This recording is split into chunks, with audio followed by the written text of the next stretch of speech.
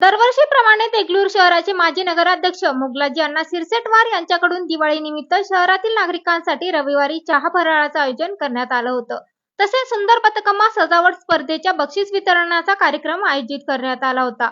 यात प्रथम बक्षीस 15,555 रुपये, द्वितीय बक्षीस 11,111 रुपये, तृतीय बक्षीस 7,777 व उत्तेजनार्थ 5 बक्षीस प्रत्येकी 1,000 रुपये देण्यात आले. विशेष म्हणजे या प्रसंगी देगलूर येथील उपजिल्हा रुग्णालयातील रुग्णांची सेवा करीत असलेल्या सर्व परिचारिकांचा यात सन्मान करण्यात आला. माजी नगराध्यक्ष मुगलाजी अण्णा सिरसेटवार यांनी बदकम्मा सणाच्या दिवशी देगलूर येथे सुंदर बदकम्मा सजावट स्पर्धेचे आयोजन केले. यात महिलांसाठी मनोरंजन व स्पर्धा, होम मिनिस्टर, खेळ पैठणीचा या खेळाचे आयोजन करण्यात आले होते.